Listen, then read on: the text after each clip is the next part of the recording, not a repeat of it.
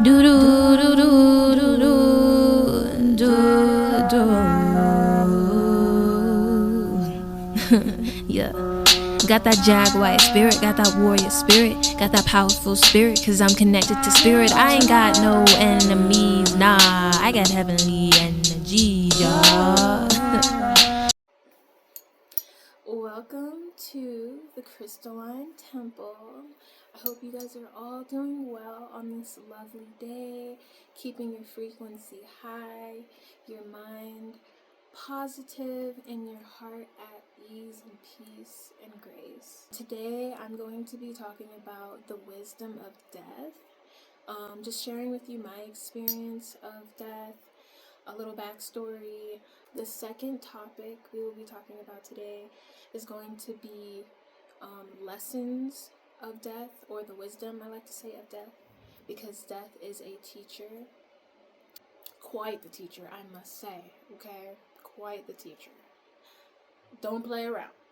Number 3, the last topic, is going to be some actions and steps that I've learned through my grieving and healing journey that might help you through yours, because death affects us all. If you like what you see, if you like what you hear and it resonates, please support your girl as I am giving a service to you. This is a reciprocal space where there is a constant energy flow and a community being built. So please, I appreciate the support as well. Also, if you see me looking down, I took a lot of notes to share with you guys. Let's get into it. If you've seen my last video on my ayahuasca experience, I suggest you watch it. I will leave the link in the description. But essentially, I lost my mom last year in March, so it's coming around to be a year since she's passed away. I lost her to stage 3 colon cancer. To keep it simple and brief, very catalytic time in my life. My mom was in the military, so we had a very estranged relationship, but we were still kind of like trying to make it work. You know, we had our ups and our downs. And, you know, since she has been in the military my whole life, I've lived with my grandparents. I was pretty much adopted by them. And occasionally I'll see my mom, live with her a little bit, see her, don't see her, you know, stuff like that. She was an amazing woman. Learned so much more about her when she passed away. It seems to be the case, you know, like in person, we want to keep things to ourselves. And then when we pass away, more people are likely to share things about you, or things are just going to be revealed to your loved ones and the people around you, essentially. I ended up leaving my job, flying to Washington where she'd passed away, and spent like maybe 3 weeks there, just settling things and cleaning the house and everything. She passed away in her home, sadly so. Reconnecting with some relatives that I haven't seen in years, don't really know like that. Connected with my brother again, and met a lot of people that were amazing, and soldiers, and just her church and the support team around her. Through cancer, she got diagnosed, I want to say January of last year, but I'm pretty sure she knew longer than that. She just didn't want to tell anybody. She ended up having the surgery, and then March she passed away. And she passed away very young. She didn't even make it to 50, and it's really sad because you think you have time with the people that you love, right? At times, you know, we never know when we rise and when we fall. Spent all of last year going through her things, tying up loose ends, you know, estates. Can't help you with that part because I am still trying to figure out myself. But it is a long journey, closing a chapter for someone you love in this physical realm. And it was very stressful. I lost so much weight. What's even worse was when she got diagnosed, I had like the flu. So I already had like a weakened immune system last year, and just all the stress and the unknown being revealed, and then the emotions that come with that, and just dealing with people and seeing other people's true colors. Over time, till now, I've had a lot of different things I've done for my healing. I've just sat in my emotions and just kind of like, withered away, and just, there's a stage to grief and it looks different for everybody. Feeling disconnected. Last year was crazy. I was 24 at the time when my mom passed away. I'm now 25, so I feel like I'm just now like an adult. Navigating life without my mom, even though we have been separated in real time in the physical realm, for a lot of times I feel like I've learned to live without her. And I think, as harsh as that sounds, there's so much freedom and wisdom in that. And when you're young, you don't really realize that. Taking this wisdom from my life, from my experiences, realizing life is a teacher, helping me to grow into the best version and the most healed version of myself for a better world, right? I get into some wisdom now, so if you want to get out a pen and paper, type it out, get some notes, so you can follow along, because these are really helpful for you to know, and you deserve to know wisdom and try things out for yourself. Number 1. First lesson of death is life is finite, and encourage us to seek meaning, purpose, and authenticity in our actions. I'm gonna let that sink in. I'm gonna move on to number 2. Letting go. Holding on to fears, grudges, or material things lose its significance when you are faced with mortality. When it's time for you to release something, it's hard, because you're like, dang, I really want this thing, I really wanted to have it forever, and that's just not realistic. And in order to grow, we have to let things go. Number 3, humility and equality. No matter our states, that means our states of consciousness, our awareness, no matter our status and differences, all life and humanity share this fate. Observing death and experiencing death, I've realized that it humbles you. It's important to realize that shit happens that can really shift you forward in your growth, and they might in the moment seem like they aren't gifts or blessings. And that's okay. That's just a learning experience you will have, and you have to learn to break your own cycles and realize that I have to experience death too. Number 4, regret and fulfillment. Grief will teach you that from observing other people and yourself and your experiences with your loved ones and the people around you, the connections you have, that all you have is now. You only have this present moment to make a choice that is either going to shift you on a path of regret or shift you on a path of fulfillment. And you have to be conscious and aware enough of yourself and truth where you can communicate and you can act in a way that benefits love. It's a choice. So if you think you're in this cycle and you're self-loathing and you're self-sabotaging, no, it's you. You have to take accountability. No matter what happened to you, no matter what traumas you've been through, you have to accept that even though somebody else broke you, you are responsible for picking up your pieces and putting you back together. Because that is self-love. 5th wisdom of death is legacy and meaning. What do you want to leave behind when you go? Do you want to leave things for your family? Do you want to leave things for your loved ones? Do you want your impact on the world to be what you leave behind? Because I was just so full of awe, even during this time of grief, just getting to know my mom through other people. Just like they say, we all get a different version of everybody.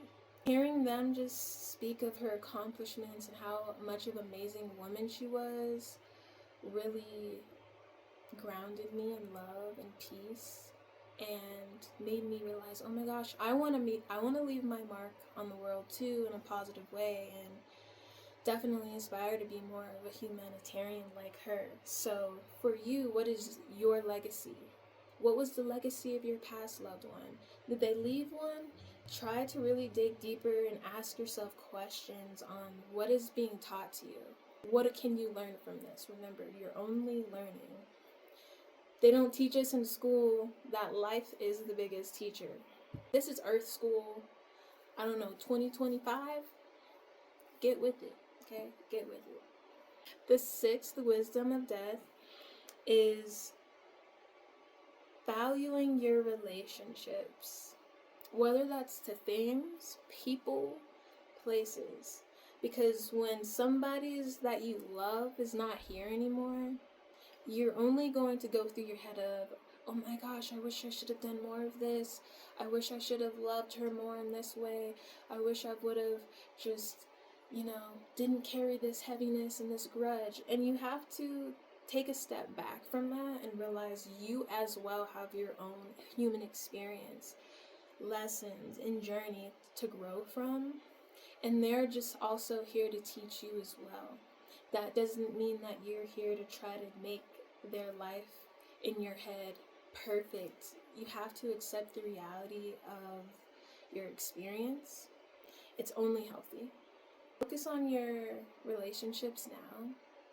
Focus on the loved ones you have now. Cherish your resources. Cherish your community.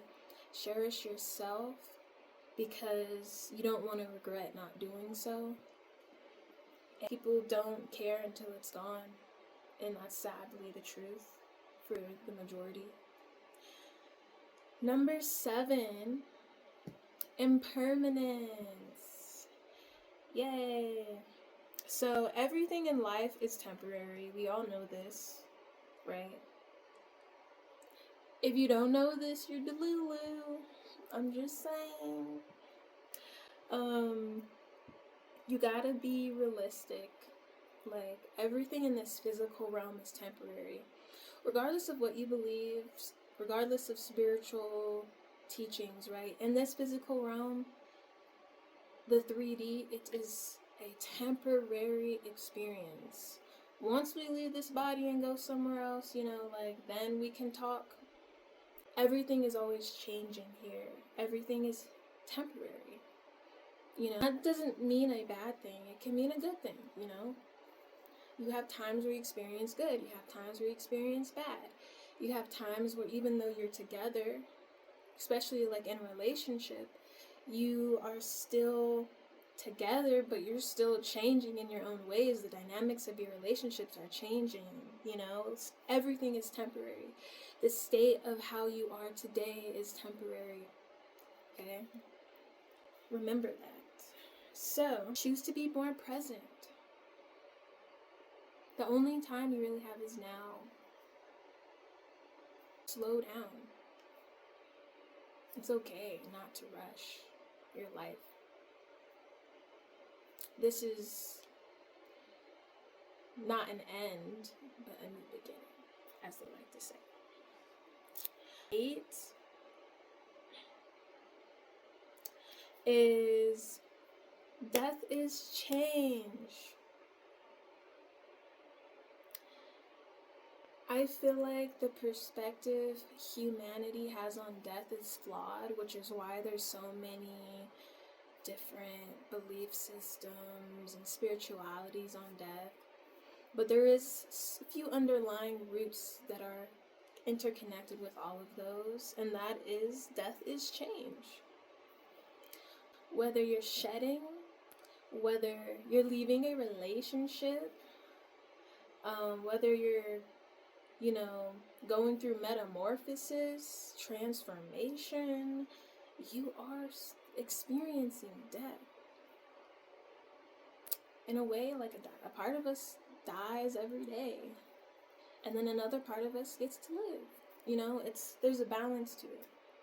Energy cannot be created nor destroyed. So, death is truly an illusion from a humanity perspective. There is no time frame to healing. I went through most of last year kind of like rushing my healing. Like, I need to get back to what I was doing before my mom passed away, and I had to accept that version of myself is no longer here. We've shifted. We've experienced life. That's why they say experience is the real teacher, okay? Because experiences will change who you are. I'm going to give myself the time to heal, because as I'm grieving, I'm realizing everybody around me has experienced death, and the majority of the time, people are so broken and scattered and like detached from their humanity is because that they haven't figured out a healthy way to deal with death. And no, it's like taboo to talk about, but it's not taboo here. This is a safe space. Please share your experiences in the comments too. Let's be a healing space for everybody to grow and heal together and release what you need to say and release how you feel so you can heal for you. Grief is meant to be experienced, all its complexities, okay? Grief is highs, lows. Today I feel good. I think I'm doing better. Later on, you're just bawling and you're grieving, and then one thing leads to the other, and you feel like you're going through hormonal shifts out here, which I probably was too, which doesn't help. Grief is complex. Death is complex. It's a very subconscious teacher. Very subconscious and very real. Give yourself time to even explore what that means to you. Give yourself time to dive deeper into the understanding spirituality and death and understanding what resonates with you. I've learned that the more you live with the attachment to the physical aspect of that person, the more you lose the spiritual connection that you can have with them. Take the time to heal, to navigate your emotions, navigate your life now in this new state, because you've shifted timelines now. Give yourself time to adjust to this new timeline, this new change that you were thrown into, this new reality that you were thrown into. Build that foundation and that root of self-love with yourself, and learn to find comfort through the discomfort. Yeah, sorry to say it. Number 10. Put yourself first. During this time of grieving, as you're going through change, you're going to need to give you all the love. You're going to need to be gentle with yourself. You're going to need to let yourself play video games. If you want to play video games, it's time for you to do what makes you happy. You don't want grief to become an entity of power over your reality, because that's not what grief is. That's not what death is. Death is merely a teacher, and you have to choose to take the wisdom. You have to choose to grow. These things are creating more of a foundation for yourself, subconsciously, mentally, emotionally, spiritually. Give yourself space to be with you, because you're going to want to have distractions. You're going to want to distract yourself with other people depending on who you are. You're going to start to notice habits where you are starting to become maybe a little bit self-loathing and sabotaging. And if you continue those same things, you're going to stay in this cycle. So learn to discipline yourself at this time as well. Grief teaches you about you. How are you going to deal with this heaviness, and how are you going to grow from it? What are you going to make use of your life? Like I mentioned earlier, what is your legacy that you're going to be leaving behind or creating in the now, right? Prioritize your peace. Like, if there's negativity in your life, tell them bounce, okay? Tell them the adios, because you don't got time for that. You got so much on your plate right now. You grieving, you healing, you also taking care of responsibilities, okay? This is a new experience for you. Like, protect yourself. Because this is going to be a vulnerable time for you. So it's important for you to create a shield around you at this time. And learn to communicate your needs, right? Learn to speak up for yourself and be in your power. And a lot of people don't know how to deal with their emotions. And then they don't communicate their emotions and nobody knows what they need. So learn to articulate your emotions. It takes, time to learn. Let people know what you're going through. Let people know how you feel. Let people know you just need space. And let people know if you need somebody to talk to. I find myself getting out of the house every now and then because I'm like, okay, I'm loathing. I need to talk to somebody. I need to spend some time with friends. And then I also went through this stage of detachment. All normal, all part of grief, okay? All normal. Also, remember, you can choose to experience more than grief. Remember, it's not to have power over you. It's for you to have power over it. It's for you to transmute these heavy feelings and emotions into power. Find empowerment through death. Okay? You have to. Number 11. Death is a catalyst to healing your inner child. When I tell you my mom passed away and insecurities came up, abandonment issues came up, trauma came up, past wounds, all of these things came up for me to acknowledge. It's time to acknowledge those emotions now, because that's part of your healing journey of death. Because all of those things that I just said are how you are transforming into a next level of yourself. Because people don't say this a lot, but when somebody you love passes away, a part of you dies too. And it's true. And so now you have to also transform into this new version of yourself. Heal your inner child, right? Like, let her do what she wants to do. Acknowledge her while she's grieving or he's grieving, Like, do what makes you happy. Please, because life's too short to grieve over anybody for so long. And one thing that I have gotten from my mother was, don't ever put anybody as the center of your life except for you. And that means your past loved one too. You can't put that as forefront of your life.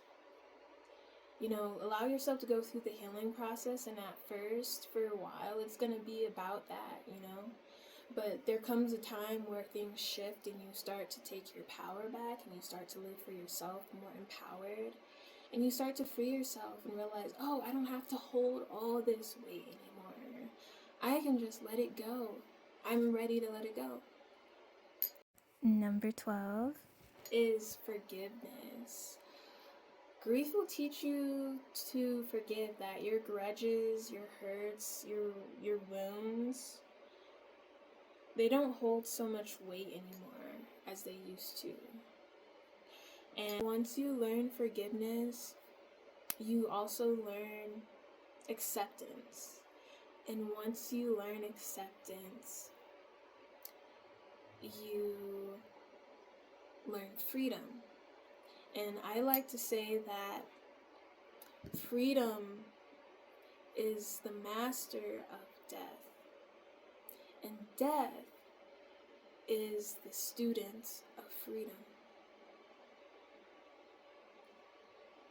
Let that sink into your noggin. Write it down. Really think about it. Also, forgive yourself. Forgive yourself for any shame you carry, any heaviness that you experience. Let yourself to be free and know you can start over any day. You are not bound to an experience. You're not. You're free. Last but not least is to be reborn. Okay? Give yourself space and time to create and integrate these lessons into your life. I'm going to touch on some actions that you can do if you'd like that have helped me heal. Therapy. Get you some therapy. As much as you want to talk to your friends and family about it, because all the wounds are going to come up from everybody. So just be prepared.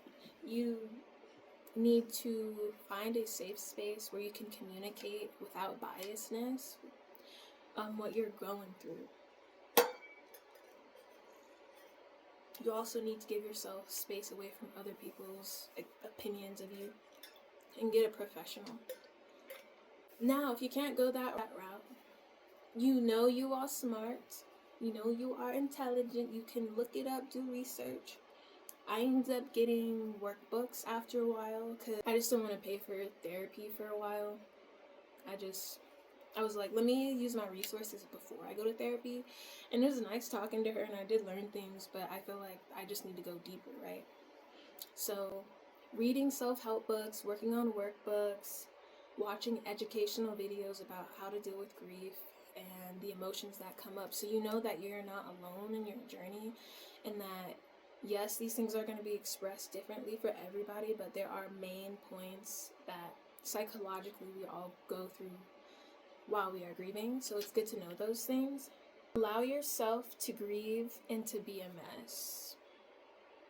It's okay. Don't try to shoot for perfection. You're going through a hard time in your life. Just be gentle with you. Another thing that's really been helping me is just journaling how I feel, because a lot of emotions came up all at once, and that my mind was disconnected from my emotions, so I had to figure out what my emotions were telling me logically, and so writing it down on paper helped me work through my emotions so much. Another thing that helped me was talking to friends and loved ones about how I'm feeling, and the things that are coming up and the realizations that I'm going through as well. Another thing I would recommend for your healing journey is to get into some type of energy healing. Do a shamanic healing, a Reiki healing, a baptism, pray in tongues, do what you need to do to heal. Remember, the power is always there. There's always healing energy in the universe waiting for you, and it's so abundant. You are never lacking anything here.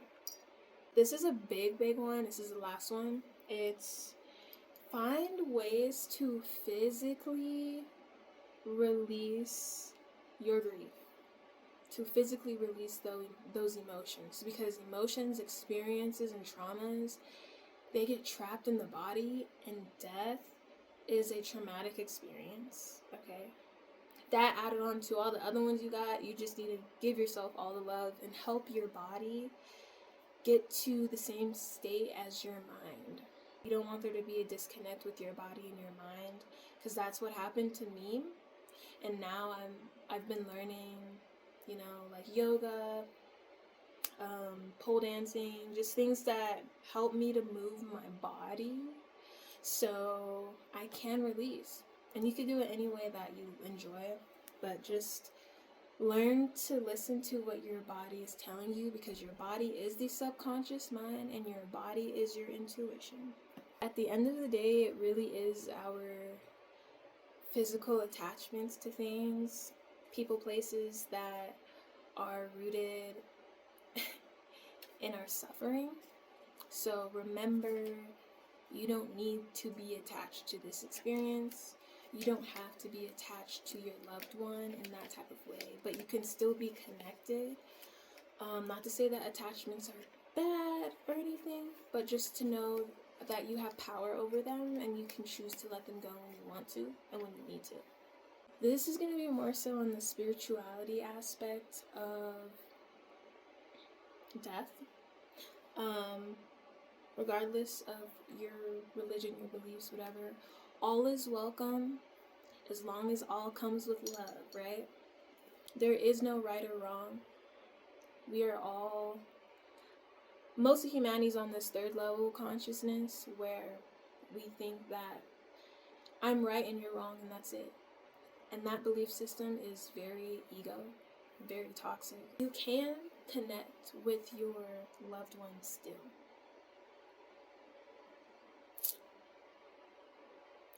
And whether you believe in it or not, doesn't matter.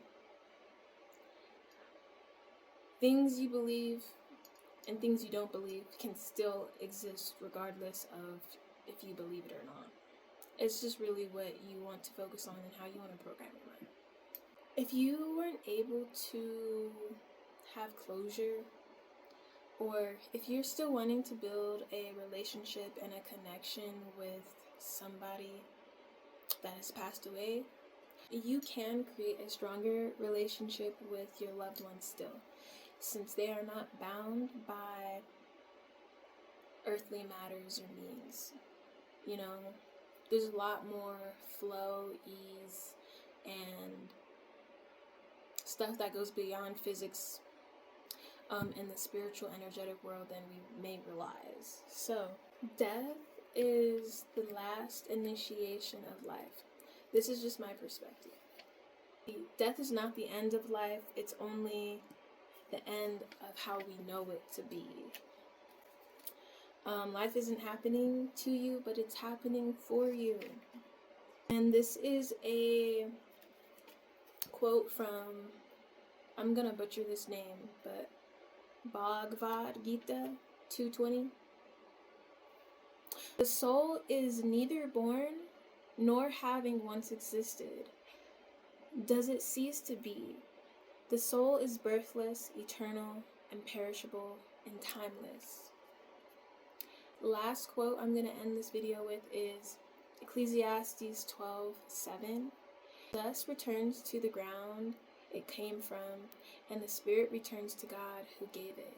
I found that the longer I held on to my mom's ashes, the heavier I felt. And I just decided finally to free her ashes to the earth where she belongs and where she can be free. And I've felt so much better since I've done that, and I know the earth does too. Pachamama. We really don't own anything here in this physical realm. Everything physically here is borrowed. You own nothing here. So everything that you have right now, you should be very grateful for that you can experience it in this life. And also know that you have to give it back. Thank you so much for your time. And thank you for listening. And have a great rest of your day. And stay positive. Allow yourself to go through this rebirth. You are the phoenix.